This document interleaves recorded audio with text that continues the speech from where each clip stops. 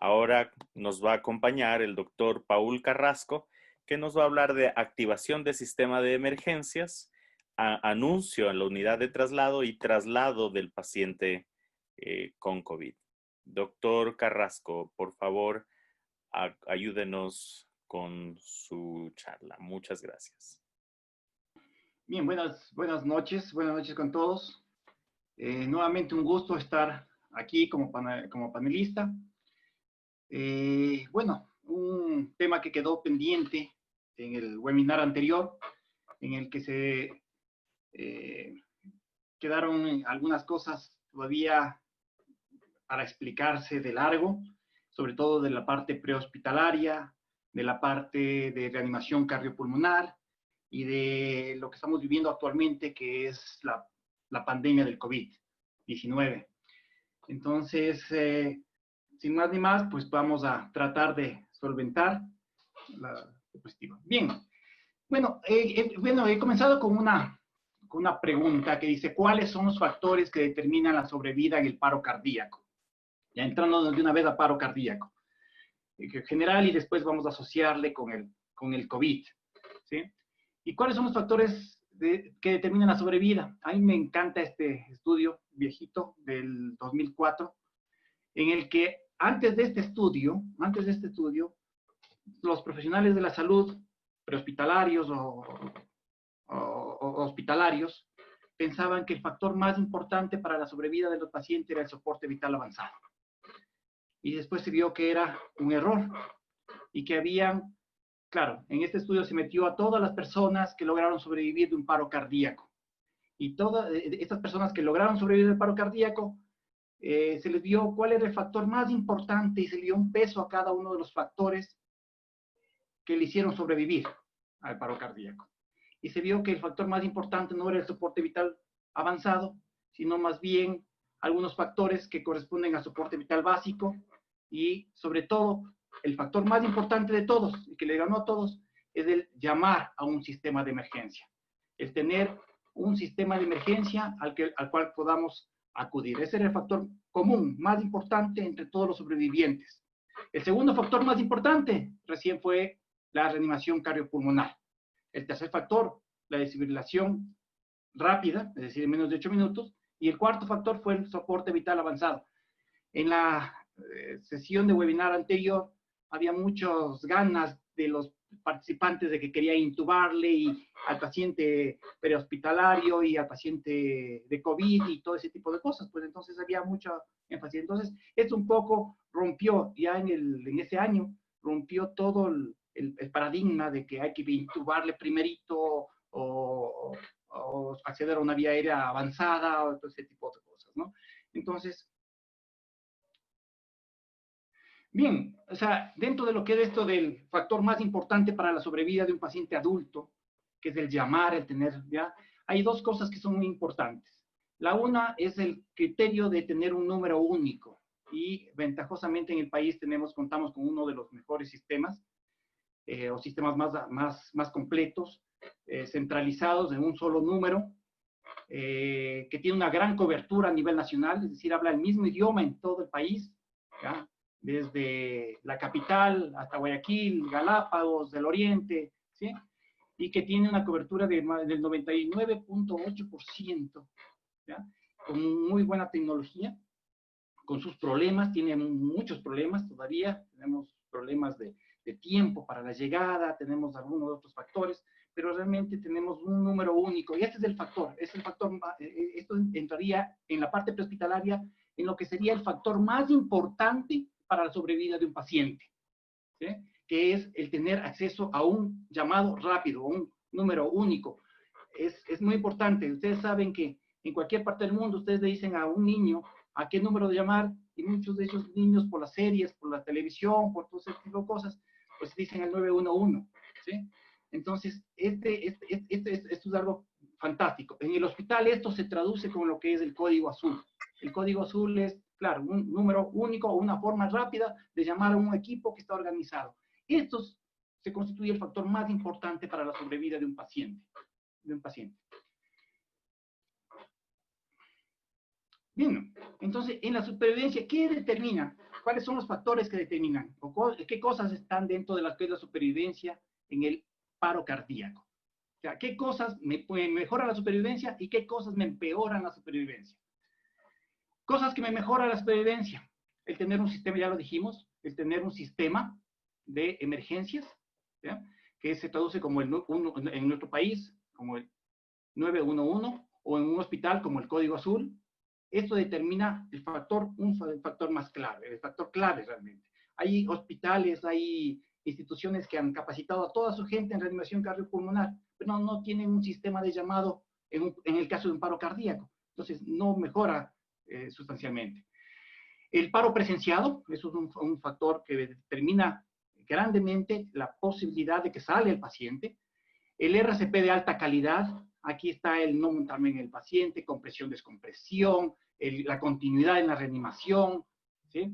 El no tener pausas de más de 10 segundos para hacer estas cosas absolutamente necesarias, como la desfibrilación, por ejemplo, ¿sí? El que sea un ritmo desfibrilable es un factor que mejora la sobrevida. Los ritmos desfibrilables tienen gran posibilidad de salir, ¿ya? El uso de las desfibrilaciones rápidas en estos ritmos, desfibrilaciones rápidas o tempranas, mejor, ¿no?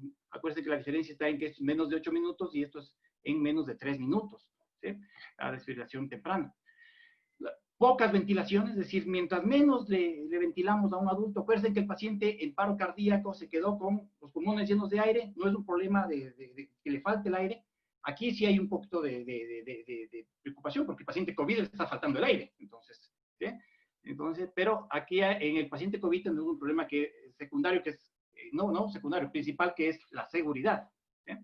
Y también es importante el tiempo de atención. Mientras más rápido le atiendo, mientras más rápido inicio la reanimación, ¿ya? Más posibilidades de sobrevida tiene. Mientras más rápido inicio las compresiones, más sobrevida tiene el paciente, ¿no? El hecho de cambiar de ABC a CAB, por ejemplo, se basa en esto, ¿sí? ¿Y qué cosas nos empeora? Claro, nos empeora todo lo contrario de acá, ¿ya? No tener un sistema de emergencias con un número único, no tener en el caso del hospital un sistema de código azul, por ejemplo, eso me empeora la sobrevida, ¿ya? Un paro no presenciado, la baja calidad del RCP, el ritmo no desfibrilable, que tiene una mortalidad muy, muy alta, ¿sí? El hiperventilarle al paciente, y aquí está dentro de lo que estaría también la intubación. Los pacientes todavía nos cuesta muchísimo en el hospital y fuera del hospital, ¿ya? Que los profesionales de la salud entiendan que el paciente que inicia un paro cardíaco y que es intubado de inicio, ¿ya? Apenas es reconocido, ese paciente tiene pocas posibilidades de salir del paro cardíaco, ¿sí? Entonces, no es esta una buena alternativa. Hay cosas que nos puede servir en vez de la intubación para soporte vital avanzado y siempre y cuando sea absolutamente necesario. Entonces, es importante el no intubarle, sino cuando el paro es prolongado. También el tiempo prolongado de atención, mientras más tiempo vamos atendiendo, más posibilidades de que el paciente no salga o que salga con una lesión neurológica importante. El trauma, el paro y trauma es una asociación muy mala, ¿sí? Y también el uso de las drogas, ¿sí? Ahora ya se asocia al uso, por ejemplo, de la epinefrina como el peor pronóstico neurológico. Mientras más dosis hemos utilizado, peor pronóstico neurológico tiene el paciente. Entonces, ¿ya? Y a este mismo grupo podemos ahora incluir al COVID, al COVID, lo que nos tiene en esta charla prácticamente, ¿sí? Bueno, entonces, ¿cuáles son los medicamentos probados que mejoran el resultado, que mejoran los resultados en el paro cardíaco? Esta diapositiva me encanta, le copié de un amigo, ¿sí? Pues ahí está la respuesta, ninguna. No hay una droga que mejore, que sea aprobada, que mejore la sobrevida en el paro cardíaco, ¿sí? Entonces, como les había dicho anteriormente, incluso la epinefrina, que la utilizamos con mucha frecuencia y todo ese tipo de cosas, está asociado, mientras más usamos, a mayor problema neurológico del paciente. ¿Qué le puede llevar al paro cardíaco a un paciente de COVID? Pues le puede llevar varias cosas. La insuficiencia respiratoria hipoxémica, la miocarditis fulminante, las arritmias ventriculares, la tromboembolia pulmonar, el shock, ¿ya? Pero también le puede llevar al paro cardíaco, ¿ya? Algunos tratamientos. Y hay muchos de los pacientes que mueren en la casa, por ejemplo, ¿sí? Mueren porque se han estado automedicando o que mueren al ingreso del hospital, ¿ya? Se han estado medicando y mueren por arritmias cardíacas provocadas por los tratamientos, como la hidroxicloroquina, la cloroquina, la citromicina, que ustedes saben que prolonga el QT, ¿ya? Y sobre todo la asociación de estos provoca que se prolonga el QT. Bueno, si ya tenemos un paro cardíaco, acuérdense, el factor más importante aquí es protección, ¿ya? Hay cosas que hacemos en el paro cardíaco que generan aerosoles, y de los aerosoles es lo que más mata a los profesionales de la salud. Entonces, la American Heart Association ha promulgado el hecho de que la protección personal es importantísima. Entonces, el llamar, ¿sí?, como el factor más importante, ¿ya? La protección personal, el cubrirle la boca al paciente, ¿no es cierto? El iniciar el RCP, porque el RCP, las compresiones torácicas, van a generar aerosoles, ¿sí? Entonces, ya no es el de llegar y comenzar a hacer las compresiones, sino que esto va a generar aerosoles, y si yo no estoy protegido, ¿sí?, voy a ser un paciente más, ¿ya? Entonces, ya en las guías 2015 se decía que se promulgaba mucho esto de RCP solo con manos, ¿ya? O el RCP con presiones y desfibrilaciones hasta 3 ciclos, que tenemos un sistema multimodal, ¿no es cierto? O sea, que rápidamente va a llegar. Entonces yo puedo hacer inicialmente esto. No es muy bueno para el paciente COVID, obviamente. No es muy bueno para el paciente COVID porque el paciente COVID es esencialmente respiratorio. Entonces esto es lo que nos diferencia. Sin embargo, prima mucho la seguridad. Por eso la American Heart, la AHA, ya prima mucho esta parte de la seguridad propia en este tipo de pacientes, ¿no? Porque podría ser que el inicio del RCP puede ser mi último RCP en la vida, ¿no? ¿Cómo es la supervivencia la supervivencia del RCP en pacientes COVID? Extremadamente baja, extremadamente baja. Realmente aquí, por eso es que es muy importante en pacientes con alta sospecha, ¿eh? el dar las compresiones, iniciar la reanimación y todas esas cosas, pues yo pienso que siempre tenemos que dar cabida a nuestra propia seguridad. Acuérdense que actualmente estas escenas son inseguras, no sabemos si el paciente es COVID o no es COVID, tenemos que tratar a todos como COVID. En el hospital actualmente yo no atiendo a un paciente independiente de lo que sea, independiente de lo que me diga, porque para los familiares ninguno tiene COVID, ¿sí? Entonces yo no atiendo a ningún paciente que no tenga como una máscara buena, al menos una N95.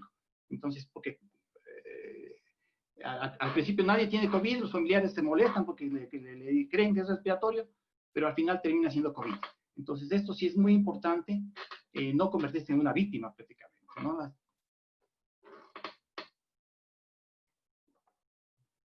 Bueno, el transporte. Atendemos al paciente, desfibrilamos al paciente, sale de paro, necesitamos transportarle. Pero ¿cómo deben ser las unidades de transporte para pacientes COVID? ¿Sí? Todas las ambulancias que tenemos pueden ser, me sirven para el transporte, pero ¿me sirven bien para el transporte? Es la pregunta. ¿Me sirven bien para el transporte de este tipo de pacientes? ¿Qué deberían tener? 3 cosas. Sistema de tratamiento de aire totalmente integrado. Filtrar el aire del compartimento del paciente. Y deberían tener presión negativa controlada para evitar la transmisión de enfermedades. Estas son las características que debería tener una ambulancia para transportar pacientes potencialmente infecciosos. La pregunta que surge aquí es, ¿las tenemos? ¿Tenemos este tipo de ambulancias? ¿Es seguro transportar un paciente COVID? Bueno, esta sería la forma totalmente incorrecta de transportar un paciente COVID. Entonces, ¿es seguro transportar un paciente COVID? No, no es seguro. No es seguro. ¿Sí? es una escena insegura. Y uno normalmente no se mete en una escena insegura si no tiene controlada la escena. ¿Cómo deben ser el transporte en nuestras ambulancias? De lo que yo sé, hasta no tenemos una ambulancia que cumple esas características. Lo que tenemos es ambulancias que tienen un extractor de aire trasero. Entonces, ¿qué vamos a usar? Usamos el extractor de aire, que extrae el aire de la cabina y la lleva a la parte trasera. Si no hay un compartimento aislado para el conductor, abra las rejillas de ventilación. Hay que prender la ventilación, ¿sí? A lo máximo. Encienda los ventiladores traseros y esto va a dar un gradiente de presión negativa. Estamos adaptando prácticamente nuestras ambulancias a este tipo de pacientes. La ventilación del vehículo en ambos compartimentos debe ser en modo no recirculado para maximizar los cambios. Y fundamentalmente estamos en una zona roja. Nuestra ambulancia tiene que ser una zona roja. Entonces tenemos que tener el equipamiento máximo para esto. Si vamos a transportar un paciente COVID y solo me voy a poner una mascarilla quirúrgica, posiblemente va a ser mi último transporte en el paciente, ¿sí? Mi último transporte de pacientes. Entonces hay que tener muchísimo cuidado con eso. Bueno, hay sistemas para transportar a estos pacientes que minimizan el riesgo. Y hay estas cápsulas, ¿sí? Estas cápsulas que me permiten manejar al paciente, me permiten maniobrar al paciente, pero tienen que tener algunas características muy importantes. Son las cápsulas de aislamiento médico. Estas tienen que tener una entrada de aire, tienen que tener un sistema de presión negativa, ¿sí? Tienen que tener un sistema de flujo laminar para que vaya a este lado estas aerosoles prácticamente, ¿sí? Y tiene que tener un filtro EPA para que lo que salga de aquí sea aire puro. Porque si tengo esto y no tengo este sistema, ¿ya? No me sirve de nada, ¿ya? Fíjense, esto es algo muy, muy interesante, ¿no? Alguien mandó esta foto y decía, ya tenemos una empresa de carpas, nos han fabricado este tipo de elemento, pero este tipo de elemento solamente es la carpa. Cuando llegue con el paciente, ¿sí? Esto va a tener que abrirlo. ¿Y qué va a pasar con los aerosoles? ¿Sí? ¿Qué va a pasar con las personas que están alrededor? ¿Sí? Entonces sí dejamos esta incógnita para las preguntas. ¿Y es seguro el transporte aéreo? Claro, tenemos dos problemas en el transporte aéreo. Primero, esto nos afecta a todos los pacientes que transportamos en aerolíneas, ¿sí? O en helicóptero y todo. Problemas con la disponibilidad de oxígeno. Es el primer problema. Pero el paciente COVID, eso claro, me determina hipoxemia en cualquier paciente. Pero el paciente COVID ya tiene hipoxemia. Entonces, será una buena forma, ¿ya? Tengo que compensar mucho la hipoxemia. Pero cuando manejamos pacientes COVID que llegan con saturación de 30 y le pongo un sistema de mascarillas de reservorio a 15 litros y me satura 60, ¿eh? Entonces es un paciente que a grandes alturas va a tener mayor hipoxemia. Entonces es un paciente que posiblemente no va a lograr sobrevivir al transporte. Va a tener, ¿qué otro problema tenemos cuando transportamos, hacemos transporte aéreo? La disminución de la presión atmosférica. Claro, la disminución de la presión atmosférica afecta a los equipos, pero también me afecta a las lesiones. Y si yo he dado RCP a un paciente y me generó un trauma que me determinó un neumotórax laminar, ¿ya? El momento que le estoy transportando se me puede convertir en un neumotórax de tensión, porque los gases se expanden. Los gases se expanden a grandes alturas. Y claro, si estoy transportando a un paciente, me va a afectar a los equipos. No puedo usar nada que tenga aire. Es decir, aquí los balones, el aire que se encuentra en el bag, me puede lesionar al paciente, ¿sí? Me puede lesionar. Entonces tengo que tomar esta consideración y posiblemente reemplazar el aire de los balones del tubo endotraqueal por solución salina, ¿sí? O disminuir la presión con un controlador de presión de este tipo de bag, ¿no? De bag.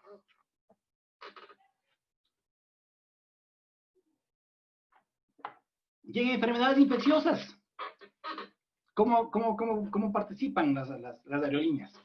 Las aeronaves son el principal son las principales vías de diseminación de infecciones. Virus como SARS, MERS pueden ser diseminados por el sistema de aire acondicionado. Las aeronaves recirculan el aire de la cabina y la cubierta, la cubierta de vuelo. Sin filtración EPA, no deben ser utilizados para el transporte de pacientes. Es decir, tienen que tener vehículos, deben ser aerolíneas, aeronaves que tengan este tipo de filtración EPA. Deben tener sistemas de aire independiente para la tripulación y siempre hay riesgo, por más que llevamos todo el equipo y con todas las medidas de que el paciente se extube y que pueda exponer al personal y que pueda generar los aerosoles, ¿no? O sea, así que llevamos, por más intubado que le llevemos al paciente, por más que le llevemos en las cápsulas, puede pasar una extubación o cualquier circunstancia que pueda hacer que no controle la situación. Entonces, son cosas que debemos considerar cada que vamos a transportar este tipo de pacientes. Y para finalizar, pues claro, esto nos da un panorama un poco triste, ¿no es cierto?, de la poca sobrevida de este tipo de pacientes, del riesgo al que nos vamos a exponer, pero realmente, pues aunque el trabajo parezca imposible, hay que seguir adelante. Listo, muchas gracias. Gracias por su tiempo, doctor Carrasco. Una explicación muy clara también. Voy recordando, uno, bioseguridad. No se olvide que la bioseguridad es súper importante. Él coloca su propia bioseguridad y la bioseguridad del paciente. El punto 2 es, evaluar de manera adecuada al paciente. Piense que todo es COVID. Es muy importante tomar en cuenta esto. Y recuerde que la parte más importante es poder abrir el sistema de emergencia o hacer una atención adecuada dentro del sistema de emergencia, que es lo que más ayuda a aumentar la posibilidad de sobrevida con menos secuelas. Hecho esto, usted va a poder llegar al paso 4,